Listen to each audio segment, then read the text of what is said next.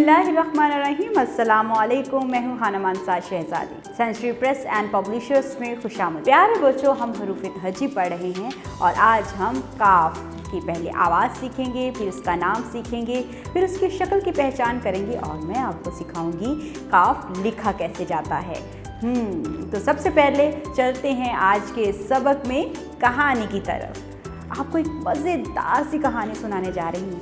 इस कहानी में एक छोटी सी बच्ची है जिसका नाम है किरण। किरण ने अपने अब्बाजान से कहा कि उसे कहीं बाहर घूमने के लिए जाना है। तो किरण के अब्बाजान उसे कार में बिठाकर कलर कहार की सैर करने के लिए चले गए। किरण बहुत खुश थी। उन्होंने वहाँ पर कश्ती की सवारी भी की और रास्ते में एक बहुत प्यारा छोटा सा परिंदा नज़र आया। किरण ने अपने अब्बाजान से पूछा, ये परिंदा कौन सा है? तो किरण के अब्बाजान ने उसे बताया, ये कबूतर है।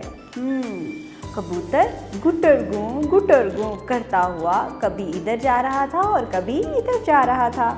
तो किरण बहुत खुश थी क्योंकि उसके अब्बाजान ने उसके कहने पर उसे इतनी अच्छी सैर करवाई। थी ना मज़े की कहानी? आप लोग सब सैर के लिए जाते हैं ना? तो किरण की तरह आप भी किसी ऐसी जगह पर जाएं जहां पर आपको बहुत मज़ा आए। मैं आपसे पूछूंगी अब छोटे छोटे से सवालात।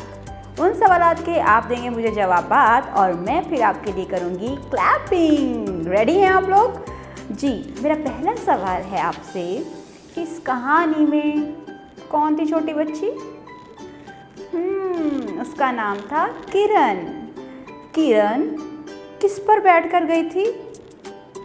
कार पर। कहाँ गई थी? कलर कहार उसने क्या क्या किया, क्या क्या देखा? उसने कश्ती की सवारी की और कबूतर देखा। Very good. अब मैं जल्दी आप लोगों के सामने इसका नाम लेती हूँ तो आपने पहली आवाज़ की पहचान करनी है, ठीक है? जो बच्चा मुझे पहली आवाज़ की पहचान करके बताएगा मैं भी उसके लिए क्या करवाऊँगी? क्लैपिंग। जी, कार, कश्ती, कबूतर। Very good. तो आज हम काफ के बारे में पढ़ रहे हैं।